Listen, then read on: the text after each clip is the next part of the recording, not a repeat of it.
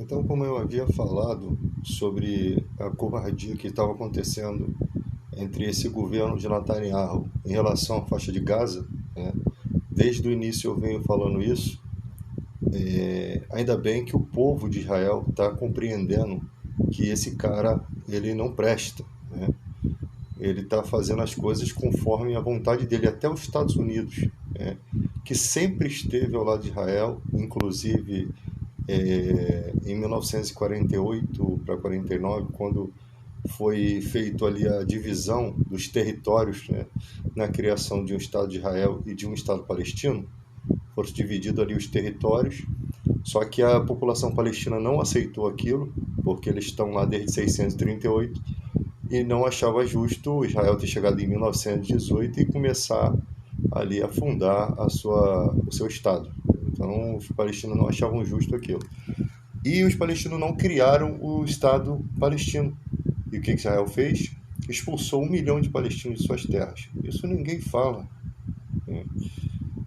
Tomou as terras e até hoje está aí, ó, por cima da carne seca, né? Então isso daí ninguém fala. Por debaixo da história, que os Estados Unidos foi quem esteve ao lado de Israel nessa guerra entre árabes e israelenses, né? Entre os árabes da religião muçulmana contra a religião judaica, ali uma guerra de irmãos, os descendentes de Ismael e os descendentes de Isaac. E não adianta dizer que isso é bíblico e vai ser assim, que não é dessa forma. Não é dessa forma. O Hitler, ele entra na história do povo de Israel porque o povo de Israel estava espalhado pelo mundo. Você vê que ele chega a dizimar ali 6 milhões de judeus, 1.000 e poucos foram salvos desses 6 milhões, né? Mas haviam judeus fora daquele domínio do, do, do,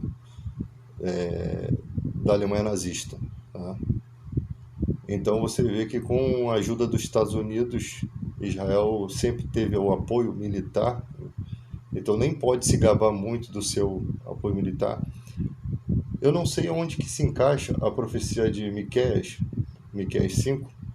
Ela começa falando do Messias, nasce em Belém e Efratá, né, cidades que não existem mais, ou seja, o Messias só podia nascer no primeiro século.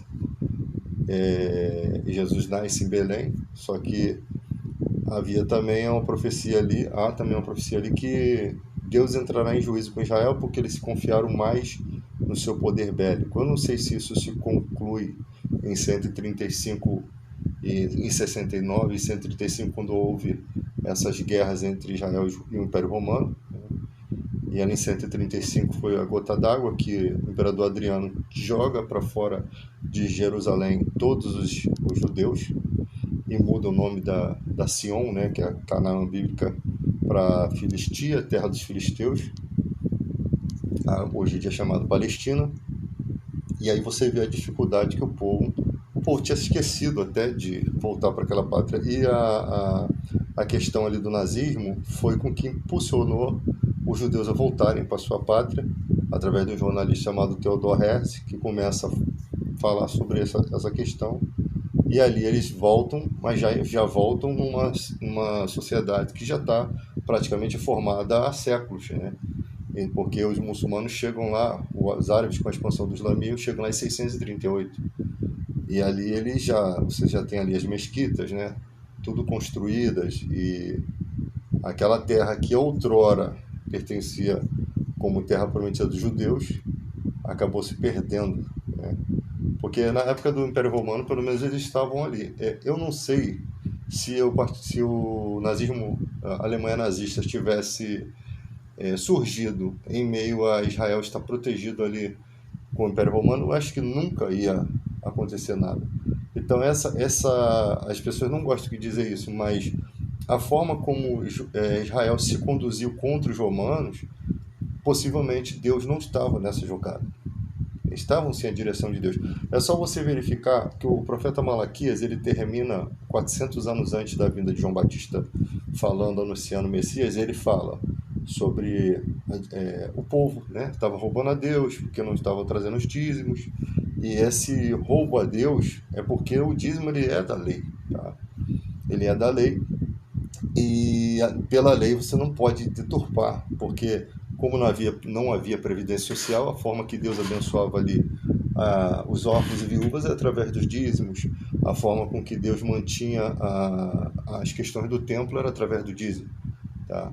Então, 400 anos depois, vem João Batista, e tudo aquilo ali já está profetizado que os judeus não enxergariam o Messias. Né? Alguns até enxergaram, inclusive Jesus fala que alguns da sinagoga creram que ele era o Messias, mas não confessavam com medo de perder suas propriedades, sua posição na sinagoga. Né? Isso é gravíssimo. E o Messias crucificado é um escândalo para os judeus, porque a expiação por meio do sacrifício do Filho de Deus, o perdão dos pecados, não é aceitável para os judeus. Eles não aceitavam que a profecia dizia: paz para os que estão longe, paz para os que estão perto. Fui achado por um povo que não me buscava. Né? Então já haviam profecias que Jesus seria sacerdote da ordem de Melquisedeque. A mudança no sacerdócio, por exemplo, lá no Salmo 110 fala isso. Né? Diz o Senhor, meu Senhor, assenta-te à minha direita, até que eu ponha seus inimigos por estrado dos seus pés. Ali você tem o Senhor Adonai, que é Deus, e o Senhor Adoni, que é Jesus. E ali você tem, tu és... Deus jurou e não se arrependerá. Tu és sumo sacerdote da ordem de Melquisedeque. Aí você vê a importância de Melquisedeque, que ele, além de receber dízimos de Abraão, ele ainda abençoa Abraão. Então Paulo vem narrando isso. Quanto mais é digno, quem é mais digno? Né? O que recebe a bênção ou o que dá a bênção? Então ele faz um paradoxo mostrando que o Jesus é um sumo sacerdote da ordem de Melquisedeque. Como ele é da tribo de Judá, na tribo de Judá não se levantava sacerdote, só da tribo de Levi. Então diz Paulo que Abraão, quando pagou o dízimo a Melquisedeque, ele fez na pessoa de Levi, porque Levi não havia nascido ainda. Então mostra ali que o sacerdócio de Cristo ele é escolhido por Deus, ele é determinado por Deus, ele tem um juramento sobre esse sacerdote. Então, esse sumo sacerdote, quando Jesus vinha como uma forma de juiz, ele como uma forma de sumo sacerdote, ele tinha direito de fazer tudo aquilo ali, executar as questões de juízo ali, porque viu a casa do pai, né, o zelo da casa do pai lhe consumiria o ventre. Lógico, se ele é sumo sacerdote da ordem de Melquisedeque, é lógico que ele vai colocar em ordem a casa. Tá? Então, mais uma das coisas por qual Jesus deveria morrer na cruz. Porque, primeiro por que ele deveria sofrer como um ser humano? Porque não há sacerdote, diz Paulo, não há sumo sacerdote que não venha se compadecer da dor do povo, que não entenda o que o povo passa. Então, por isso que ele sofre todas as coisas, para que ele fosse aquele que compreendesse, né? Mostrando que ele tem poder para se compadecer, porque ele sabe o que a pessoa sente. Então, tudo isso é mostrado por Paulo, que é um romano que nasce na Cilícia, né? Uma província romana. Ele é romano de nascimento, ele não comprou esse dote. Isso já foi interrogado lá no passado, quando prenderam ele. O soldado falou: mas como é que você conseguiu isso? Nós pagamos alto preço. Ele falou: não, eu tenho de nascimento. Só que como ele foi criado na comunidade judaica, como fariseu, né? O fariseu muito mais como se fosse um monge essênio, né? Ele realmente tem uma capacidade intelectual muito grande. Tá? Então esse cara é o cara que Deus escolhe para pregar para os gentios. E ele a todo momento queria pregar para a nação judaica. Mas Deus enviou a Pedro para os da circuncisão e Paulo para os da incircuncisão, embora Paulo também pregue aos hebreus, pregue ao povo da circuncisão também. Porque há um momento em que queriam fazer com que o povo se circuncidasse para cumprir a lei de Moisés e só assim, né, se tornar cristão. E ali Paulo fala que a circuncisão já não era mais daquela forma, a circuncisão era cristã. Como há mudança no sacerdócio, há mudança na lei. Né? Algumas leis foram modificadas, por exemplo, ninguém vos julgue por causa de sábado, lua nova, por causa de festas, ou seja, havia pessoas tentando julgar aquela comunidade por ela não fazer essas coisas. Né? Aí você lembra lá que Jesus fala do vinho novo, vinho velho, roupa nova, veste velha, remendo de veste nova em roupa velha. Ele fala num contexto em que havia sim uma crítica por que que os discípulos de Jesus não jejuavam, de João Batista sim. Aí Jesus mostra, né, algumas modificações. Realmente Jesus veio cumprir a lei, né? Só que como ele é um sumo sacerdote eterno, ele acaba cumprindo muito mais do que os levitas, porque os levitas morrem. Chegaria um momento em que se cessaria a ordem levítica, inclusive com a destruição do templo, parece que cessa as questões de dízimos, de todo o sistema organizado ali. Então Jesus é aquele que ultrapassa o véu, né? É aquele que é o sumo sacerdote da ordem de Melquisedeque, que é uma ordem superior. Inclusive mostra que Abraão, né, como eu falei no princípio, deu o dízimo e ainda foi abençoado por esse sumo sacerdote. Isso está profetizado. Essas pessoas não aceitam, né? Então, toda a nossa estrutura de fé cristã está baseada naqueles ensinamentos. Aí você vai lá com os judeus e fala assim, não, esse Paulo não existe. Eles tentam falar que o Paulo... Não, eles não aceitam as pregações de Paulo, porque Paulo ele é o cara que realmente ele conhece a cultura judaica e ele vai bater de frente com esse sistema, tá? Agora, ele fala, quem quiser viver da lei vai ter que cumprir toda a lei, viva da lei, entende? Não é que a lei acabou, sabe? É que quem quiser viver da lei está fora do Espírito Santo, fora da questão de Cristo, entende? Ele também não recebe o Espírito Santo. Então, se o cara se deixa circuncidar e começa a viver pelas práticas da lei, ele tem que estar ciente de que ele abandonou o Espírito Santo. E a Bíblia fala que Jesus é mediador de uma melhor aliança baseada em melhores promessas. Ou seja, nós já estamos em lutas, em poderes espirituais. Nós já recebemos dons espirituais que os judeus não tinham. O dom de línguas, os dons do Espírito Santo, né, de curar, de todos esses dons que você às vezes não vai ver com evidência aí no mundo, você vai ver muita mentira, né? Você vai ver o diabo usando o coração das pessoas e a intenção errada para poder ofuscar isso, porque é isso que o diabo faz. Como ele não tem mais como ir contra a palavra, porque a palavra de Deus nunca volta vazia. Então ele vai tentar ofuscar, mostrar para as pessoas que esses poderes não existem, que o nome de Jesus não funciona. É. Só que se você não absorve o ensinamento e você não vai ficar testando o nome de Jesus, não é assim que funciona. Como Paulo diz, tem todos os dons de língua, tem todos os dons de curar. Eu sei que nós temos o poder do nome de Jesus, mas para o nome funcionar, muitas vezes, não, assim, quando é muito necessário, acontece milagre. Mas muitas vezes, quando Deus quer que aquilo seja evidenciado na dispensação de Deus, porque Ele é soberano, acontece de alguém ter essa virtude para curar. Você vê que Paulo curava as pessoas, mas não curou a Timóteo. Timóteo tinha frequente enfermidade no estômago. Não curou Epafrodito, que adoeceu mortalmente. Então, existem situações humanas que você precisa entender. Você acha que Paulo não orou? Você acha que Timóteo não orou? Que Epafrodito, os homens de Deus não oraram? É essa questão que vocês têm que analisar, tá? Ter conhecimento. Pedro, a sombra de Pedro curava pela fé das pessoas. As pessoas acreditavam que ia ser curada pela sombra de Pedro e Deus respondia à maneira como aquela pessoa cria. Porque demoraria um processo para que ela entendesse as escrituras e Deus não vai se negar de agir com misericórdia. Ele fala, terei misericórdia de quem me aprouver tem misericórdia. É por isso que o rei Davi foi salvo, talvez, porque pela lei Davi foi morto 2 vezes, por adultério e pela morte do Urias, que era prosélito, né, convertido ao judaísmo, e não era judeu, mas convertido ao judaísmo, e ainda era um dos 60 valentes de Israel. Então a morte de um justo ali, Davi já estava condenado, mas Deus tem misericórdia de quem lhe aprouver. Então é complicado você entender essas questões.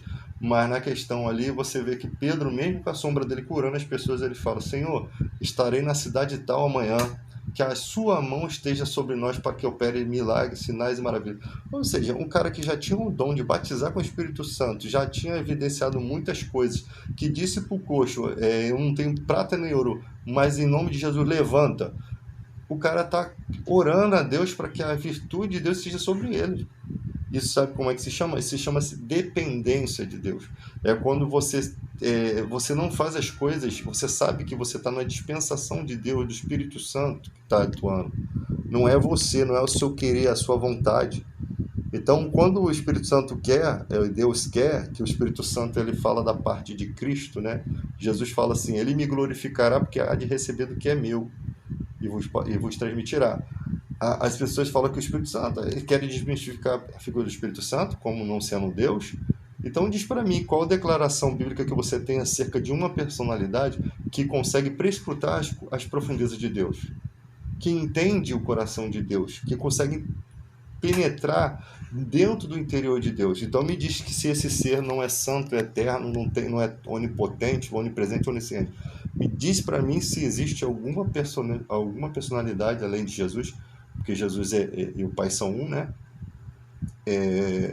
Me diz se tem algum ser que consegue fazer o que o Espírito Santo faz, tá? E consegue orar por nós com gemidos inexprimíveis, ou seja, com sons que a gente não compreende, né? E consegue ser atendido por Deus, sabe? Então, e conhece a vontade de Deus. Quando fala que Jesus é um com o Pai, ele não é o próprio Pai, tá? Algumas pessoas ainda acreditam que Jesus é o próprio Pai.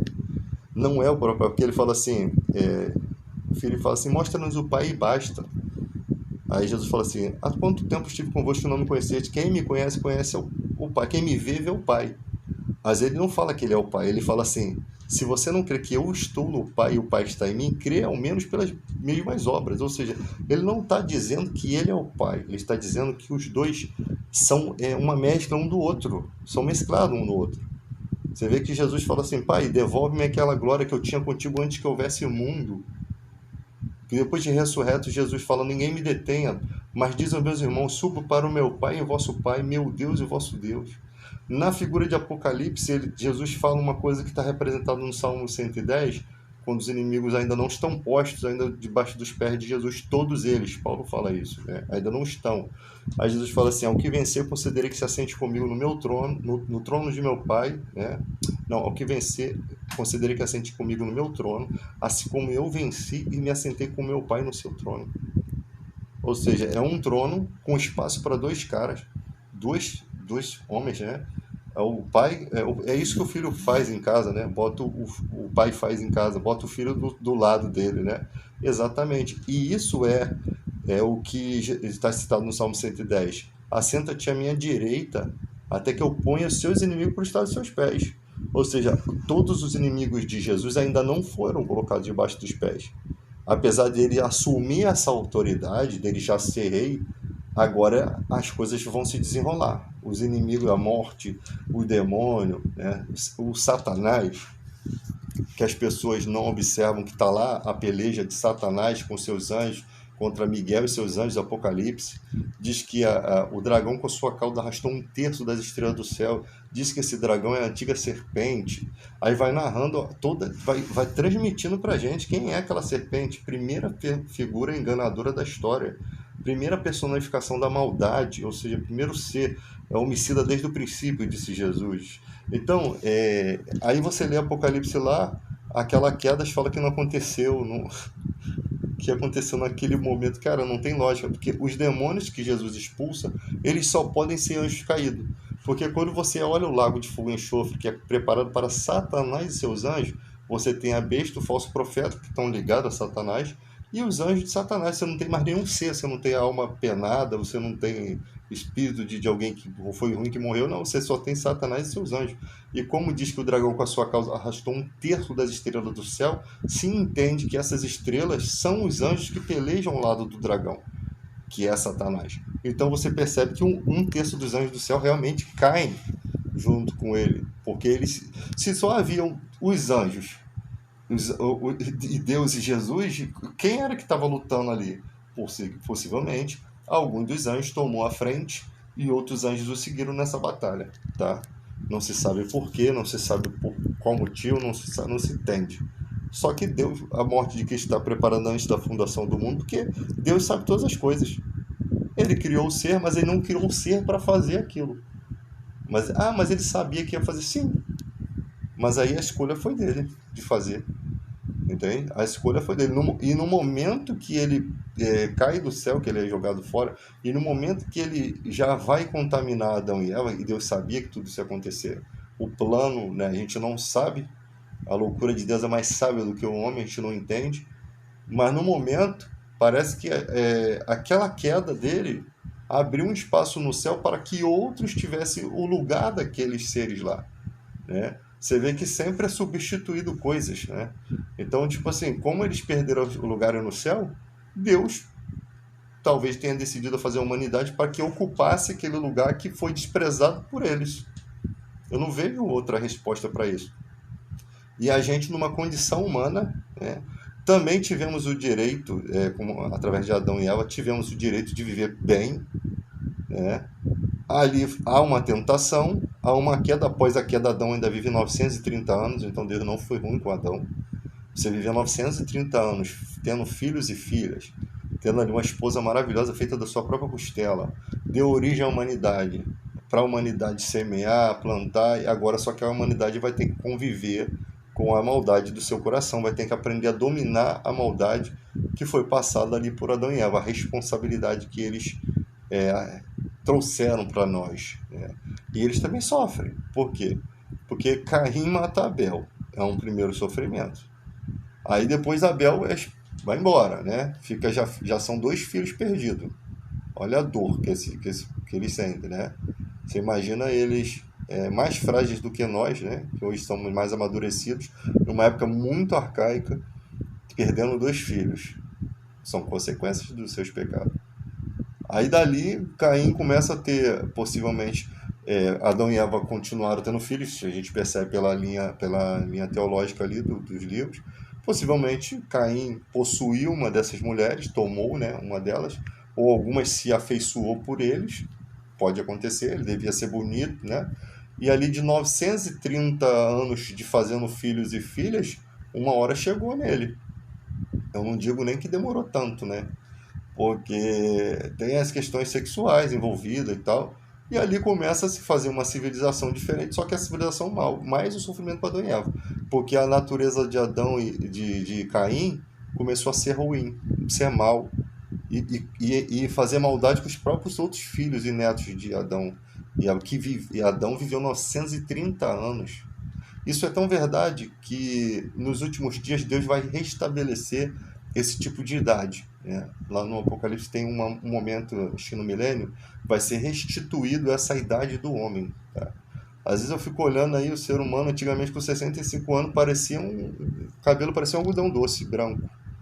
Hoje em dia o cara com 80 tá aí, cheio de vigor, cheio de energia. É muito estranho ver isso, mas ainda não é acho que a Bíblia diz que com 400 anos ainda seria novo, jovem, e Deus tem essa capacidade de fazer essa estrutura, tá? De estruturar o homem para chegar a essa questão. Porque se a gente olhar, a gente viver 100 anos já é uma coisa muito interessante, né? Por que não poderia fazer mais? Não há limite para o poder de Deus.